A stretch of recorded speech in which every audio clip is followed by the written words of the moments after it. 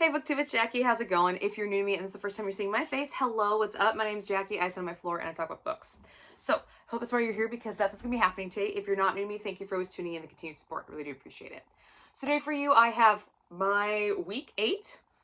Yes, week 8 weekly wrap-up, and this is between February 22nd and February 28th and all my reading shenanigans in between. So if you'd like to find out what was occupying my time that week, grab yourself a drink, have yourself a seat, and let's get talking some books.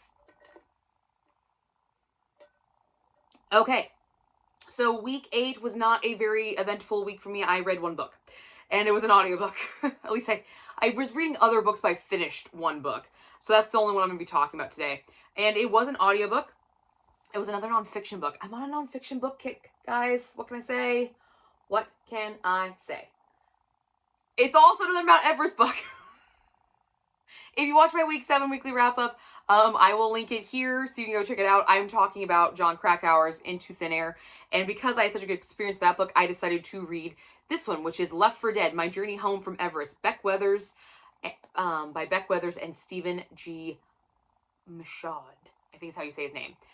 Beck Weathers was also a member of that 1996 Mount Everest disaster expedition, and he almost didn't fucking make it home.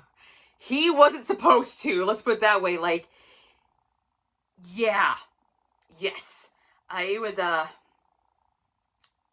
was interesting. If you have ever seen the 2015 movie Everest, looks like this. This is that same expedition. This is that 1996 Mount Everest disaster with adventure consultants. Beck Weathers was a member of it. He's a Texan, and he was an avid mountaineer. This is a nonfiction book. It's a biographical memoir. It was also an audiobook done by Roger Wayne, and we have survivalists, and it's very inspirational if you are looking for that. So a quick summary. This book is his story of how he survived and how he got there. What got him up that mountain and how he survived Mount Everest. That is what this story is about. It's not so much about really what happened on the 1996 Mount Everest disaster in a grand total. This is just his experience, his point of view, his memories, the way he remembers it relaying. There is a little bit of comparison with others that were directly involved at scenarios with him, but anything that happened that he was not part of is hearsay, and he makes a very good point to say that in his book. So this is just his fucking story. What worked? This book was hilarious. Beck Weathers has a very dry sense of humor, so if you like dry humor, you will appreciate this book. I was laughing. For as much as darkness was in this book, I was laughing because he's fucking hilarious. Like, nothing fazed him, really. It was actually kind of crazy. But I really enjoyed the way he told the story. Not only did he invoke a lot of humor in it and this bigger-than-life persona, because, you know, he's a Texan, all right? Everything's bigger in Texas. Let's make a point to say that.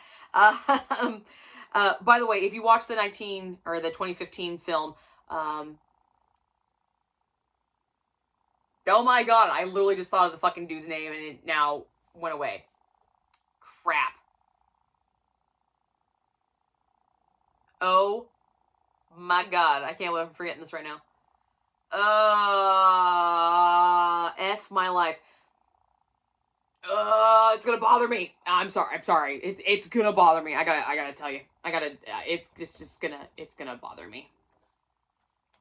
I gotta let you know who plays Beck Weathers in this film if you're not familiar with this film. Oh my god, I cannot believe I'm fucking blanking on this guy. I could see his face. I could see, like, all these freaking... He was in the fucking Goonies. He's Thanos. Oh my god. Why can I not remember this guy's freaking name right now? This is ridiculous. This is embarrassing. This is embarrassing, but am I going to delete this? No. I'm going to play it because that's what I do. Let's bring it up. Oh, there you are. Come on. Give it to me. Give it to me. What is it? What is it? What is it? Oh my god. Why are you not here? What? You shitting me right now? What? That's annoying. Oh, I have to go through the whole cast and crew. Why can I not remember this guy's fucking name? He's a big Texan himself. Like, he's just a big freaking Texan. Like, this is dumb. Josh Brolin. Holy shit. Why couldn't I not remember that? Anyway, Josh Brolin is who plays Beck Weathers in the 1996 Everest film. So bigger than life personality, and Josh Brolin did a really good job of portraying him, even according to Beck Weathers in his book. He did a really good job. But back to the book itself, I really enjoyed the way he told the story, is because instead of telling how he got up the mountain, he started the story backwards. He started with the disaster first, and like went right, and was like, here, this is what fucking happened, let's go for it. Like, whoa, okay, I'm gonna take it back. And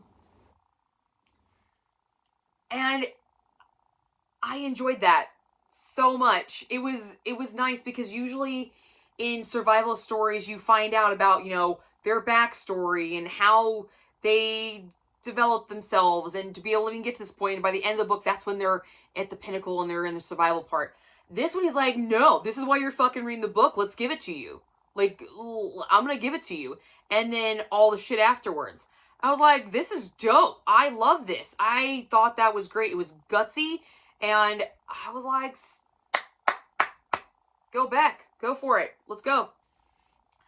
This book is not a comparison to Jon Krakauer's book, but I felt, because I listened to it literally right after Krakauer's, this book had a lot more emotional heart, and much more inspirational, just because of what Beck Weathers went through. You have to understand, like, Beck Weathers did not actually make it to the summit. He did not summit. He got almost there, but he had something wrong with his eyes. He had had eye surgery, and he had scratched his cornea with some icicles that were on his hands. So he was literally snowblind. Like, he was done. And as he's coming down, he was left. He got separated and frostbitten and all the fucking shit. Like, he was in a pile of people that didn't make it. Like, they saw him and like, no, he's not gonna make it. We're gonna get it. We're gonna go find people that can actually make it. He was left. The fucking dude was left, and then, like, mummified, walked his way down to fucking Camp 4, and was like, what the fuck? He's back from the dead. Like, ice zombie person, okay? Nah. Okay, seriously, super inspirational, like, just this will of force to get through, and just hearing about what was going through his mind during that moment, and what got him off of that ledge, and shot in the fucking dark of which way he was gonna go. Because if he would have gone the other way, he would have walked right off a cliff. Like, right off a summit edge. And he'd be done for it. So the fact that he, like, went this way was, like, divine intervention, right? I just felt that this story, compared to Krakauer's, was much more inspirational and much more, had a lot more personality to it. Krakauer's was great and very, very informative, but this one, you really felt like it was a person telling a story. It wasn't just trying to inform you about what happened. They were telling a story, and essentially that's what he was doing. He was telling his story. This is his story, so he was telling a story. So it did have a different emotional component and feel to it, for sure.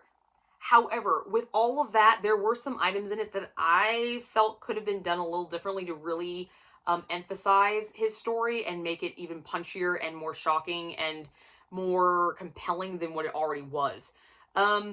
So, remember I told you I liked how he did the role reversal of the story?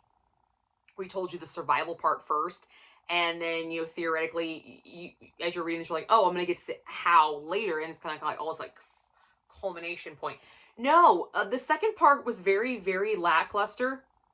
Very lackluster and kind of a downer, because it was just about all the other mountains he climbed and kind of how shitty his life was. Like, it wasn't shitty. The guy's a fucking doctor, okay? Like, he's got a very prestigious practice. He's a pathologist.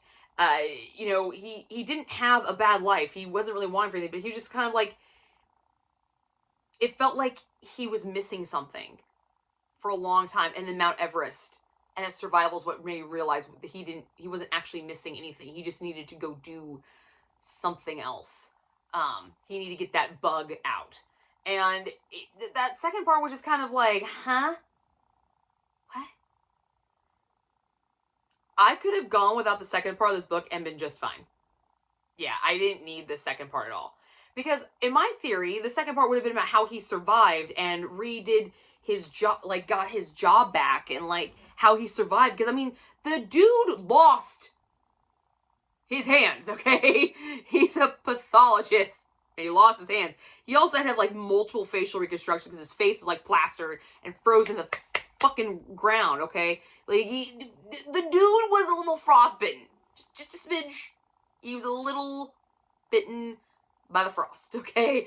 And I kind of wish we would have seen more of that struggle overcompassing that. But instead, we saw the struggle of getting to the climbing apparatus for Everest instead of the actual aftermath. I'm like, okay.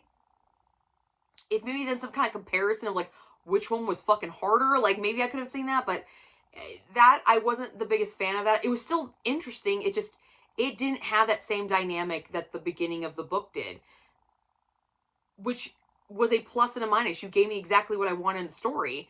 You hooked me, and then I listened to the rest of the story thinking that you were going to somehow tie all this back, and all it really was just how you got to the point of being able to climb Everest in the first place. And yeah, that was a lot of ups and downs and roller coasters, but compared to Everest and your survival, it was a drop of the pail. And so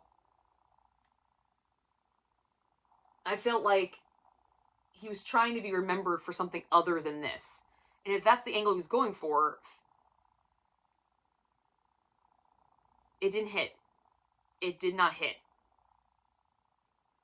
But I can respect that, for sure. I definitely can respect that. And also, there was a moment where he was talking about stuff in his life in the second part of this book that just was really weird. Exhibit A, he had cats, and he was having issues with them, so he gave them personalities.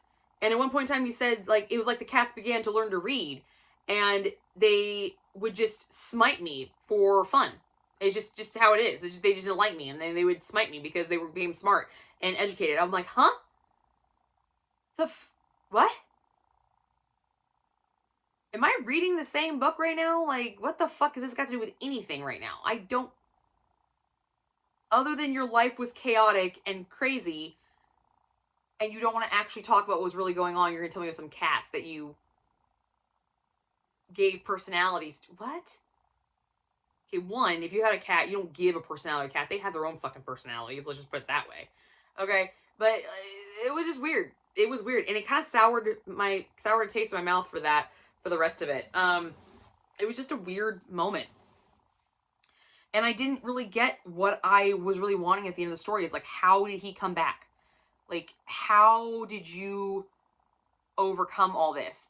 Because obviously there was a lot of work that had to be done. You know, his wife Peach was on the verge of leaving him. And she said, you climb one more mountain, I'm out. But she stood by you and, you know, helped heal you and all this other stuff. I'm just like, where is Astro? Like, that, give me that. But, like, other than that, the first part of the book was fucking great, man. It was awesome. I had a really good time with it.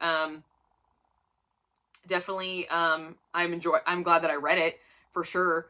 I had a good time with it, definitely. But it only garnered 3 stars for me. It was just a 3-star from me, but it was decent. But that's all I completed in week 8. It was a very short week. So, yeah. That's all I got for you guys, and I will see you guys all soon with another video.